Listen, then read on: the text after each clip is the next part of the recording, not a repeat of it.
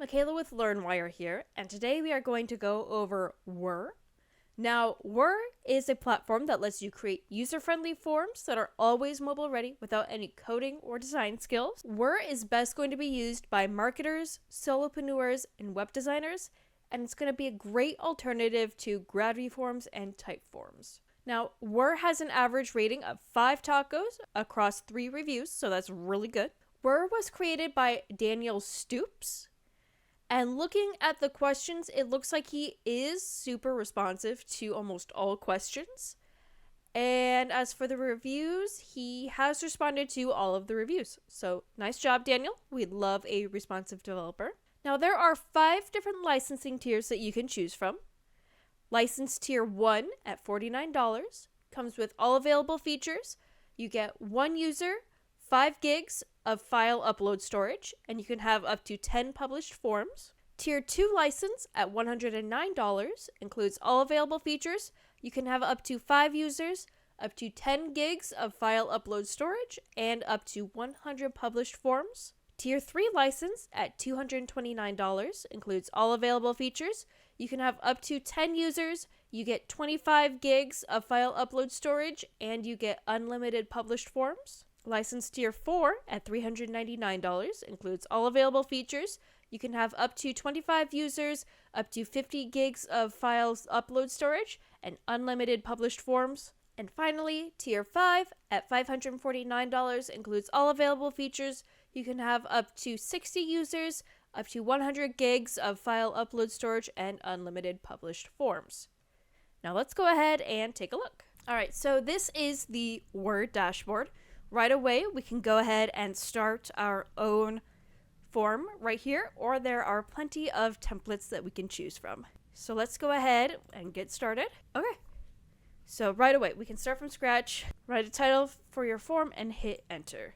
Intake form. And then, so we have our title for it. So now we can hit that for commands. And we have a bunch of different things that we can add. So we can add a heading 1, a heading 2, heading 3, a button, a submit button, a media player. We can embed another app into our form. We can insert an image, add a bullet list, create a numbered list. We can add some custom HTML. We can add a checkbox field, a field date, a time field, a social media handle, a signature field, a rating field. You can add a file upload field, an email address field, a link field, name field, phone field, company field, address field, phone number field. You can have a short input field, a long input field, a drop-down menu. We can have a vehicle make drop-down. We can add a time zone drop-down, a country drop-down, and a state or territory drop-down. So let's go ahead and add a name field. So we can add our name. Perfect. So we have our name field. And I figured I could click under to add another one, but I think I just have to. So you add the next field after the first field. Do an address field, and we'll do a company field. Okay, so then we can add a logo by uploading an image. We can also add a cover image to it. So we can upload an image, we can select from Pexels, or we can select from Giphy. I'm just going to use this as our background. Looks very nice. I figured there would be a way to add like a background color to it, but I'm not quite seeing it. I do kind of wish that, these buttons would be available all the time like the logo field is, but that's okay. We can just keep going from there. So we have our field. I'm pretty content with this. Let's go ahead and hit publish. All right, so our form is published and ready to share. We have a link right here. We can also upload it in a new tab. We can copy the link, or we can share it as a QR code. I'm okay with all of these. Oh, okay. So we can style it by clicking this little raindrop icon. So we can have the image be on the left side, or on the center on top, or on the right side. We can also align it to the top of the page, to the center, or to the bottom. We can add a background color. I kind of want to have this be like a... No, I kind of like the white. I like the white.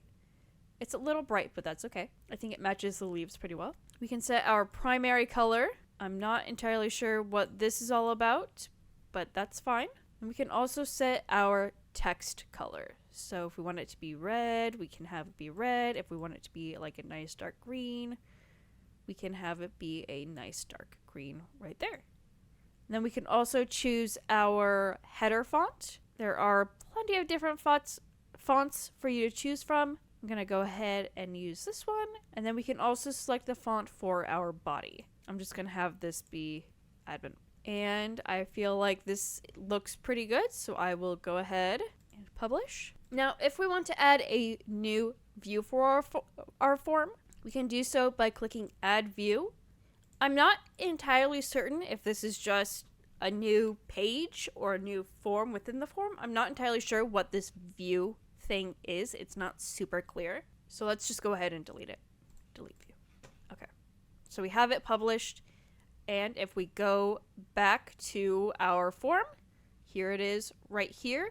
The preview didn't really update super quickly, which is totally fine. So that update time could be better, I think. But let's move on. As we look here, we have a bunch of different templates that we can use. We have the customer feedback form, we have the job application, we have a help us improve, etc., etc. Now, these are not just theme templates that you can use. These are also going to be content templates as well. So we have, customer feedback, haircut appointment request, we have a photography agreement. We have a bunch of different forms that we can choose from that we can customize and create our own.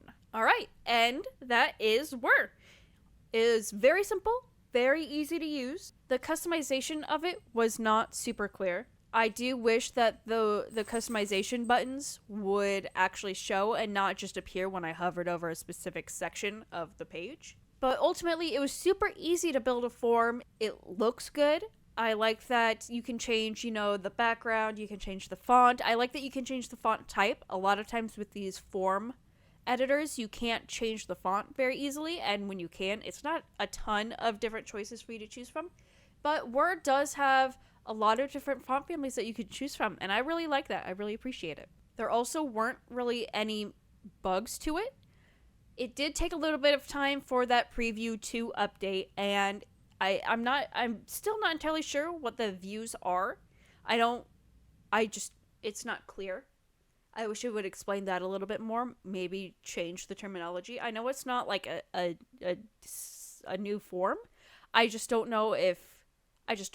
Additionally, while it didn't really do anything, the form creator idea is not a new concept, but I do like that you can just kind of type away and just start typing, and it's not a bunch of drop downs. It's not super overwhelming.